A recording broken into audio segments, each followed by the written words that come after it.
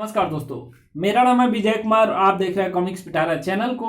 दोस्तों, हम लोग कॉमिक्स पढ़े थे झूठ बोले कौआ काटे, जो कि बाकेलाल की कॉमिक्स है। और इसका पहला और दूसरा पार्ट मैंने अपने चैनल पे अपलोड कर दिया है। पहले और दूसरे पार्ट में मैंने इस कॉमिक्स को 40 पेज तक कवर कर दिया था। अब इस पार्ट में इसकी आगे कहानी को शुरू करते हैं। तुरंत उनका अंतिम संस्कार कर दिया गया। हमारा अगला अपराध होगा छीना झपटी। राजा विक्रम सिंह को बाकेलाल की कारगुजारी को समाचार मिल रहे थे। महाराज, मैं तो बाकेलाल को पकड़ने में सफल हो ही जाता, किंतु इन समय पर कोई बिचौली नाम का रहस्यमय नकाबपोश आ गया और उसने हम पर मधुमक्खियां छोड़ दी। चाहे बाकेलाल मेरी एवं प्रजा की रक्षार्थी ये सब अपराध कर रहा है, लेकिन राज्य के नियमानुसार मुझे बाकेलाल को उसके अपराधों का दंड देना ही होगा। अभी तक उसने एक चोरी की है और डाका एक डाला है। कुछ विशालगढ़ वासी भी उसके साथ मिल गए हैं। वो सब भी उन अपराधों में बराबर के भागीदार माने जाएंगे जिन्हें बाकेलाल करेगा।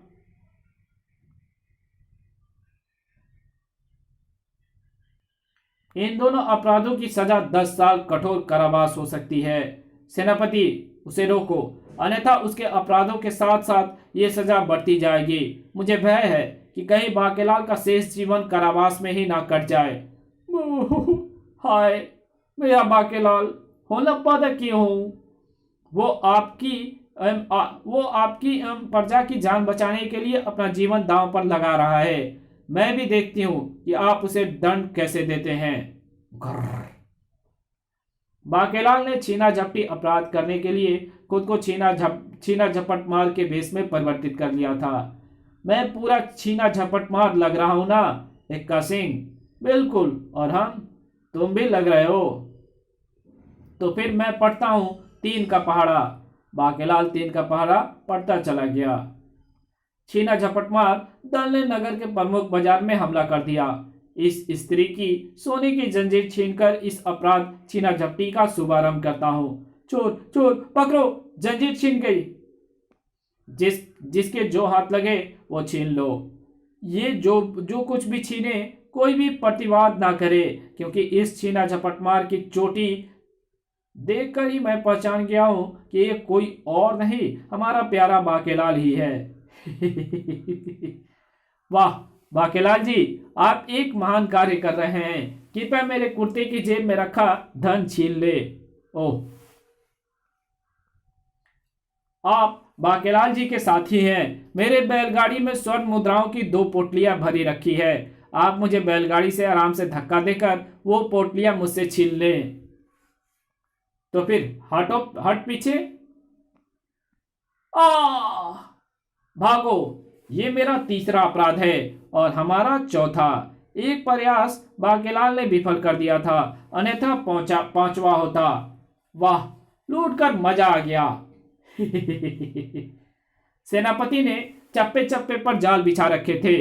ओह फंदे, ये काम जरूर सेनापति का होगा और ये काम है मेरा। ये तो बिचौली है, ये फिर हमारी मदद कर रहा है। साए कट कट कट। सैनिकों की राह में कांच फेंको। खनाक खनाक। सेनापति जी, घोड़े आगे नहीं बढ़ रहे हैं। बाकेलाल, एक बार फिर मेरे हाथों से कांच चुभ गया तो गुर्र बचकर निकल गया, और इस बिचौली को तो मैं देख लूंगा। बाकेलाल अपने दलबल के साथ पहुंचा 21 चुड़ैल की गुफा में। भेंट स्वीकार कर। ठीक तभी 2 और मर गए। शायद यहां तक आते आते थकावट के कारण ऐसा होता है। इनका अंतिम संस्कार करके इस बार हम धरेंगे लफंगे का भेष और करेंगे स्त्रियों से छेड़खानी। स्त्रियों से छेड़खानी? वाह, खूब मजा आएगा। आखिर मेरी समझ में चोट्टू की मौत का कारण क्यों नहीं आ रहा? फिर जल्दी ही 4 का पहाड़ा पढ़कर बाकेलाल जा धमका विशालगढ़ के उस क्षेत्र में। हाय हाय, चमक छल्लो, थोड़ा पानी हमें भी पिला दे। ये तो बाकेलाल जी है। बाकेलाल जी, कृपया हमें भी छेड़िए ना। अवश्य अवश्य, तुम्हें हम छेड़ेंगे। हम यही अपराध तो करने आए हैं।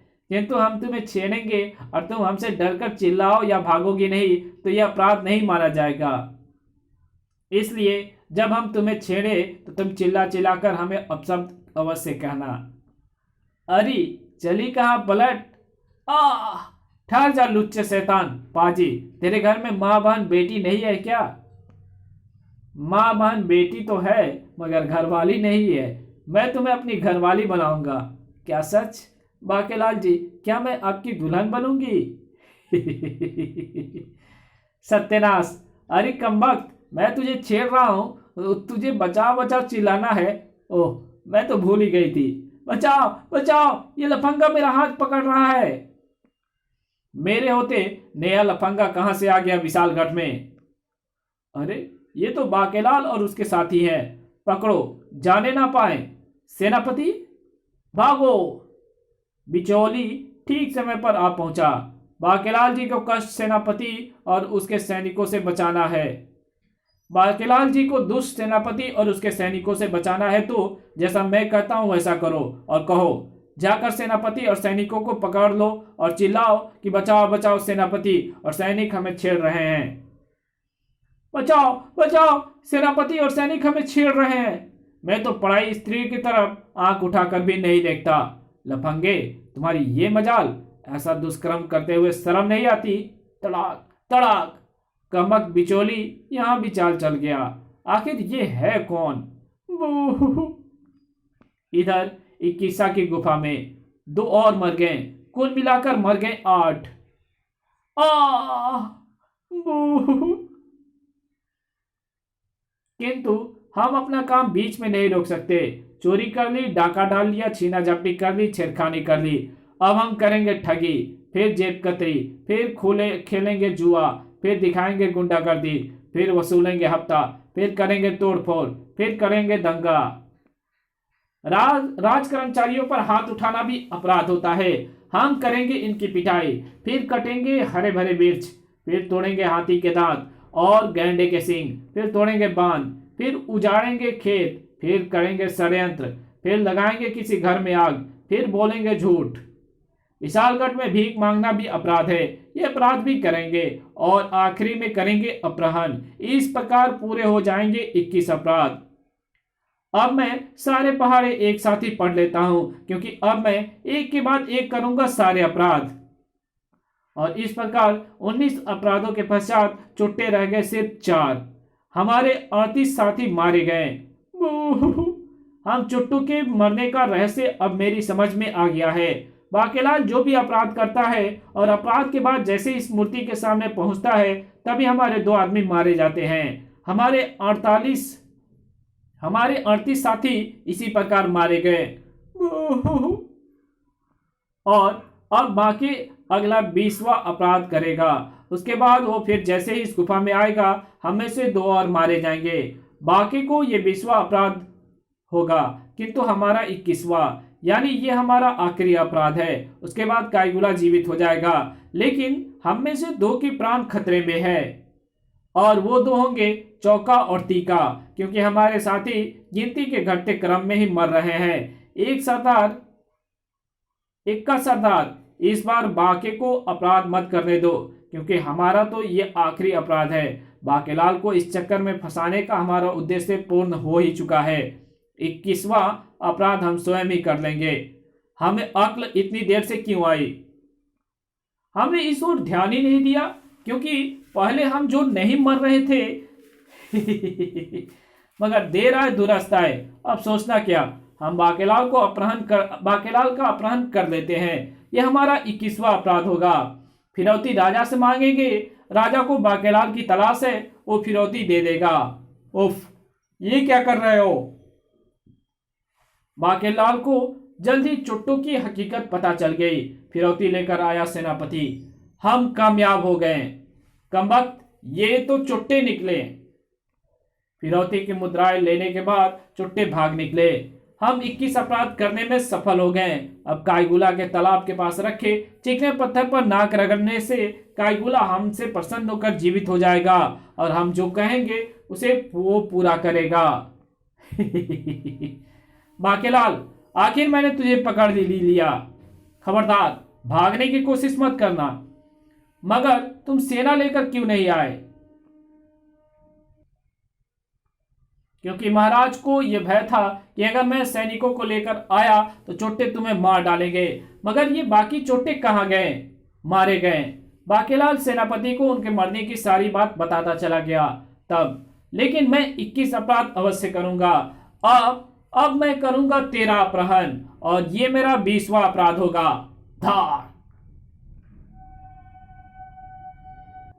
जबकि काइगुला को 21वें अपराध से प्राप्त मुद्राओं की भेंट स्वीकार हो, काइगुला प्रकट हो रहा है। भट भट भट। काइगुला तालाब से बाहर आ रहा है।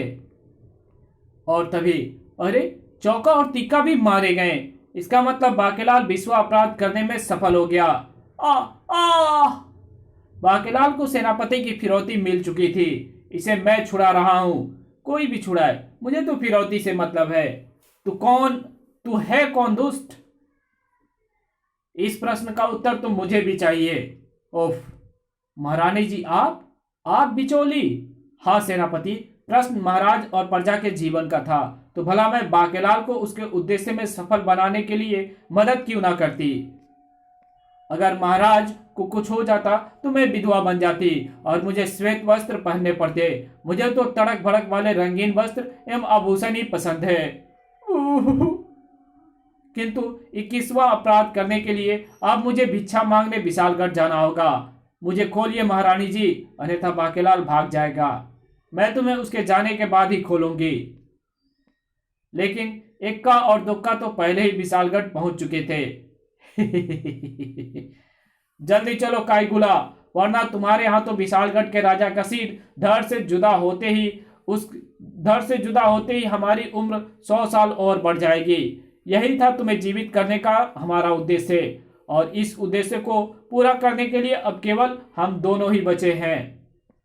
इससे पहले कि बाकेलाल 21वां अपराध भी कर ले और हम भी मारे जाएं, तुम जल्दी से राजा को मार डालो। तड़ाक।